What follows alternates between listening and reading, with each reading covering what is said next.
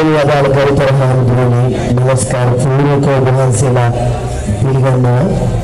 මේ කිරිවල මිල්ලතේ වේගින් ක්‍රීඩා සමාජයේ මේ පරම පිරිසගේ දහවල පියවරනේ මා පොමින සිටින මේ සියලු දෙනාගෙන් ඉල්ලීමක් කරන්න කැමතියි. ධෛර්යය තමයි අවශ්‍ය. මේ දහවල පියවර 11 වන පියවර සිදු කිරීමට අවශ්‍ය කරන්නේ ධෛර්යය. ඔබට පුළුවන් ධෛර්යය ලබා දෙන්න. ඔබ සටහනක් තබන්න මොහොතෙහි අන්තර්ජාලයේහි කිරිවල මිල්ලතේ කෝඩුව මෙන්න මේ ආකාරයි. දැනුම ඔබට අද සිසිලසකර වර්ෂාව වෙනවා. තාක්ෂණය උපරිම ප්‍රයෝජනයට ලක් කරන හැටි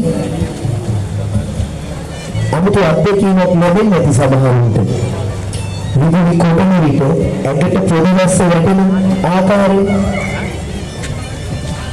අහන්නද ඔබ හා සමග පොළි විශේෂන්ගේ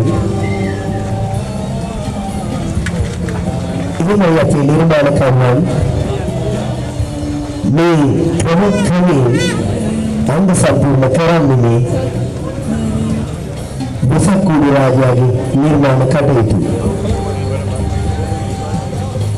කෘතිම වර්ෂාවක් නිර්මාණය කරලා ඒක කනට දැනෙන්න ඇහැට පෙනෙන විදුලි කිපීමක් දක්වා රැගෙන ගිහින් නව තාක්ෂණ ක්‍රමයේ දේශේ ඉතින් විපාන සරල විපාන යොදාගෙන එය ඇඟට දැනෙන පොදවස් වැටෙන තත්ත්වය දක්වාම මේ තාක්ෂණ ක්‍රමිකව විශේෂයෙන්ම මේ ප්‍රධාන නියමුවා ප්‍රදීප් කුමාරගේ උපදේශ පරිදි සකස් කරලා තියෙනවා.